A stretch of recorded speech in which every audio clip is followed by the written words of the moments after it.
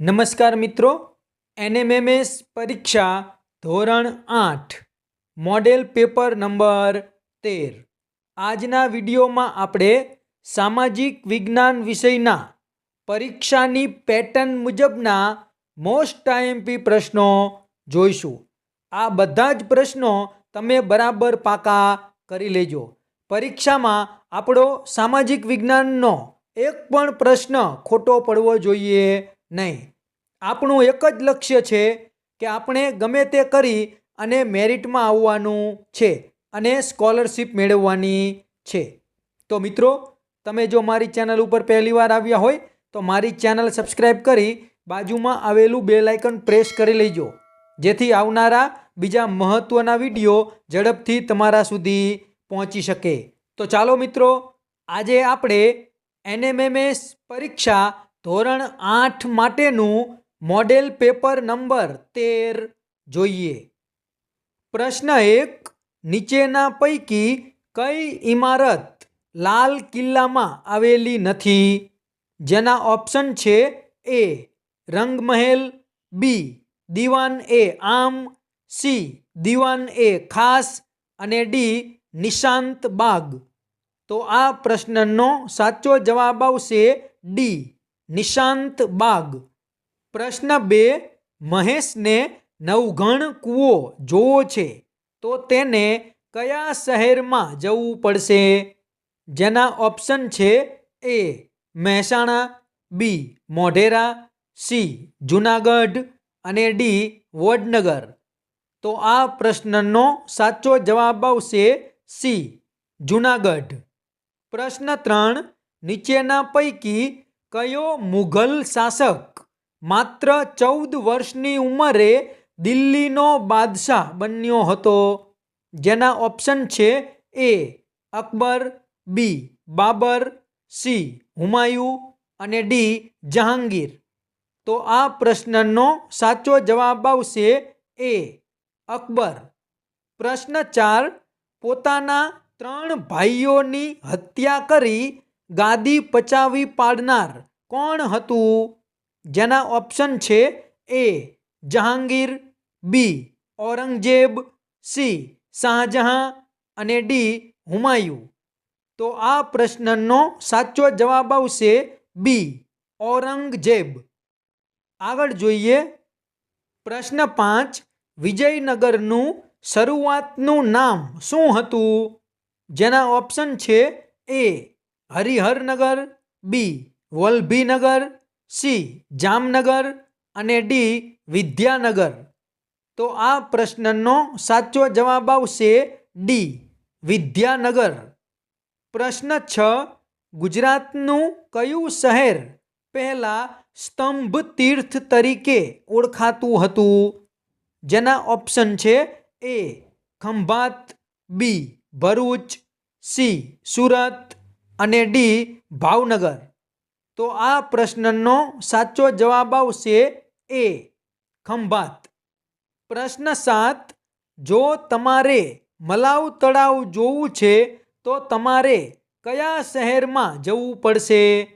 જેના ઓપ્શન છે એ ધોળકા, બી વિરમગામ, સી ભુજ અને ડી સિદ્ધપુર।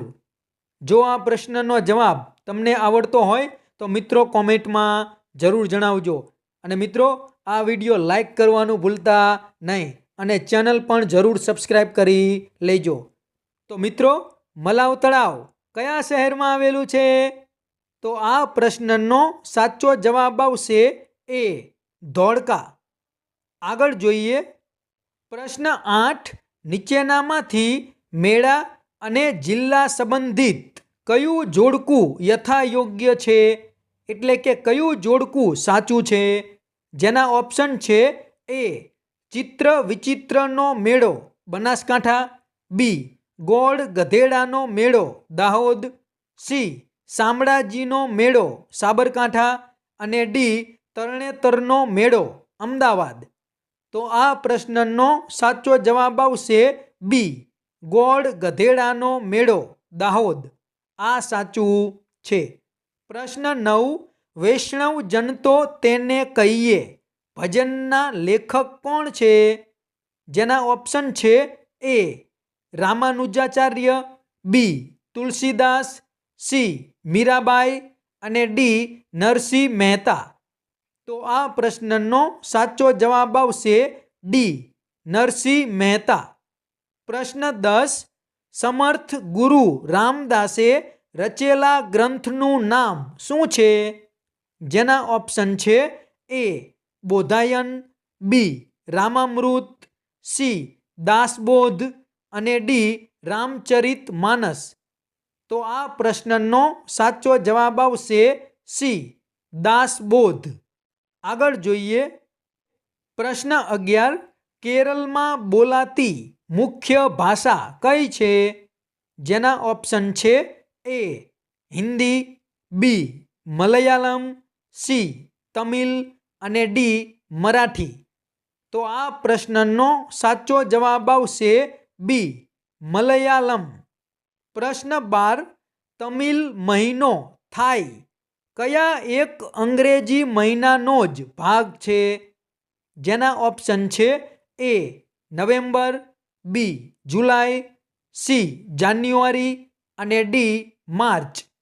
તો આ પ્રશ્નનો સાચો જવાબ આવશે સી જાન્યુઆરી. પ્રશ્ન 13. કોના આક્રમણથી મુઘલ સામ્રાજ્યના પાયા હચમચી ગયા હતા?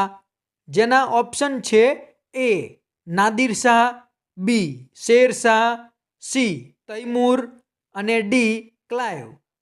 તો આ પ્રશ્નનો સાચો જવાબ આવશે એ નાદિર શાહ. પ્રશ્ન 14. પાયલને સ્વેટર ખરીદવું છે તો તેણે કયા માર્કાવાળું સ્વેટર ખરીદવું વધુ યોગ્ય છે? જેના ઓપ્શન છે એ એગમાર્ક, બી વૂલમાર્ક, સી હોલમાર્ક અને ડી ISI. તો મિત્રો આ પ્રશ્નનો જવાબ જો તમને આવડતો હોય તો મિત્રો કોમેન્ટમાં જરૂરથી લખજો અને વિડીયો પણ લાઈક કરી દેજો અને ચેનલ પણ સબસ્ક્રાઈબ કરી દેજો. તો પાયલને સ્વેટર ખરીદવું છે તો એ કયા માર્કાવાળું ખરીદશે? ઊનની બનાવટ ઉપર કયો માર્કો હોય? તો આ પ્રશ્નનો સાચો જવાબ આવશે બી વૂલમાર્ક. આગળ જોઈએ પ્રશ્ન 15. ભારતમાં આધુનિક ટપાલ સેવાની શરૂઆત ક્યારે થઈ હતી? જેના ઓપ્શન છે એ ઈસવીસન 1872, બી ઈસવીસન 1858, સી ઈસવીસન 1854 અને ડી ઈસવીસન 1860. તો આ પ્રશ્નનો સાચો જવાબ આવશે સી ઈસવીસન 1854. પ્રશ્ન 16. મકાનને ઘર બનાવવાનું કોના દ્વારા જ શક્ય બને છે?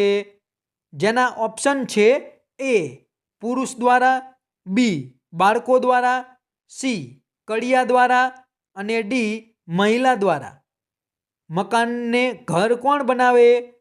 તો આ પ્રશ્નનો સાચો જવાબ આવશે ડી મહિલા દ્વારા.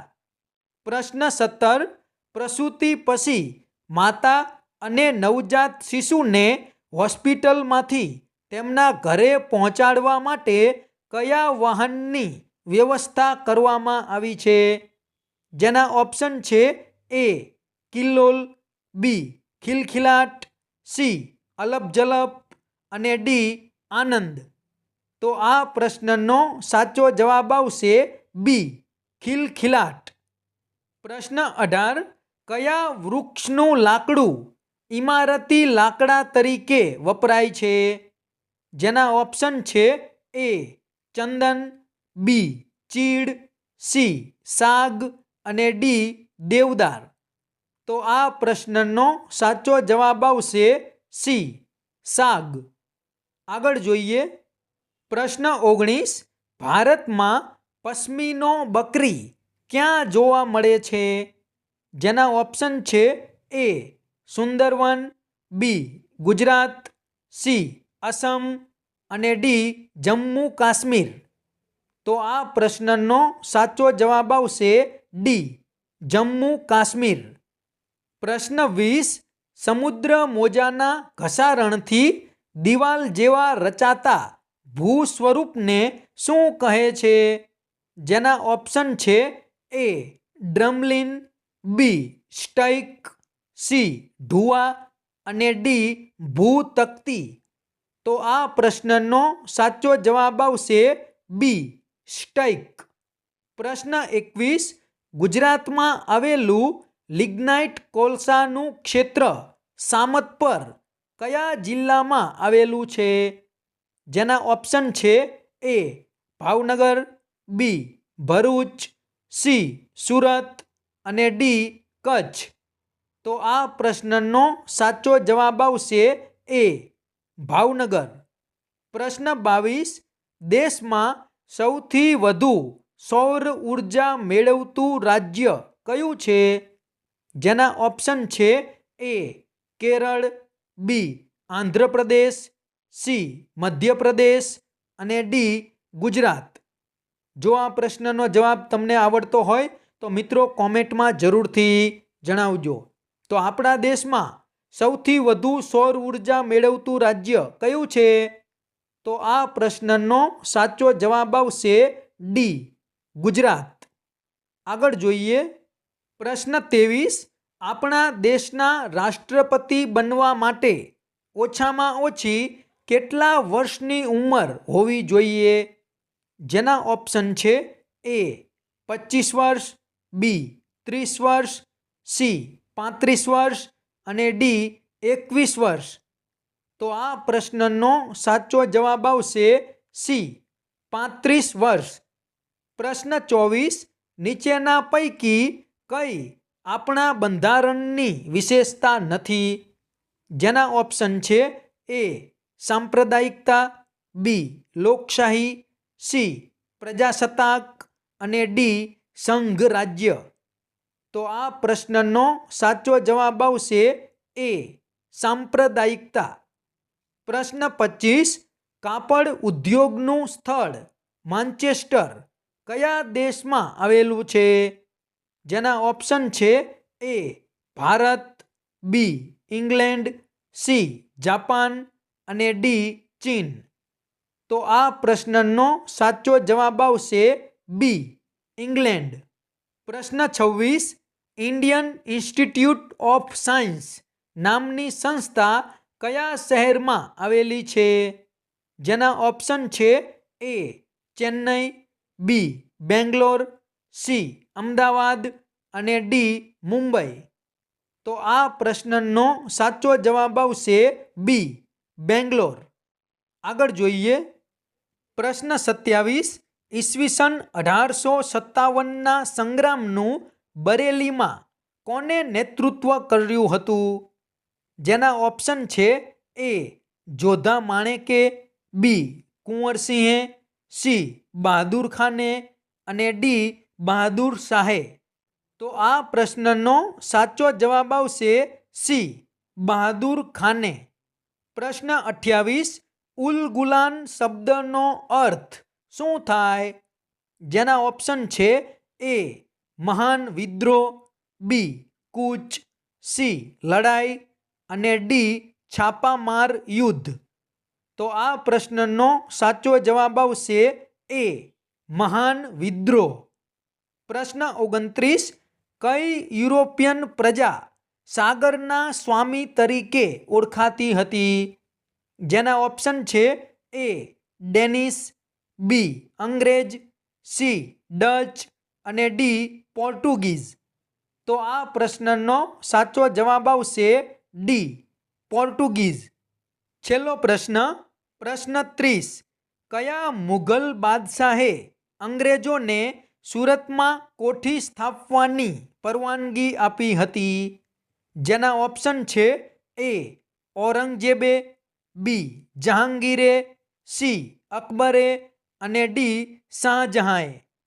તો આ પ્રશ્નનો સાચો જવાબ આવશે બી જહાંગીરે.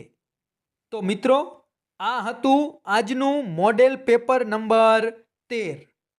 આ પેપર તમે બરાબર પાકું કરી લેજો. આ 30 પ્રશ્નો તમે બરાબર પાકા કરી લેજો. આ વખતે આપણે NMMS પરીક્ષામાં સામાજિક વિજ્ઞાન અને વિજ્ઞાન આ બે વિષયમાંથી એક પણ પ્રશ્ન ખોટો પડવા દેવાનો નથી. અને જે વિદ્યાર્થી આ બે વિષયમાં વધુ માર્ક્સ લાવશે એ વિદ્યાર્થી જ મેરિટમાં આવશે.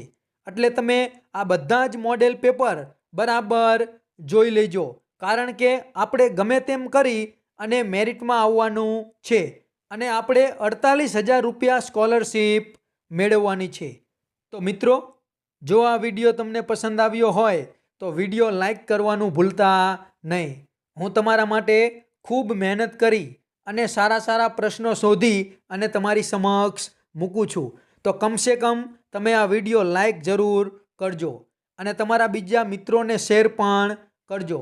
અને તમે જો મારી ચેનલ ઉપર પહેલીવાર આવ્યા હોય અને મારી ચેનલ હજી સુધી સબસ્ક્રાઈબ ના કરી હોય તો મારી ચેનલ સબસ્ક્રાઈબ કરી બાજુમાં આવેલું બેલ આઇકન પ્રેસ કરી લેજો, જેથી આવનારા બીજા મહત્ત્વના વિડીયો ઝડપથી તમારા સુધી પહોંચી શકે. તો ચેનલ સબસ્ક્રાઈબ કરવાનું ભૂલતા નહીં. Thank you.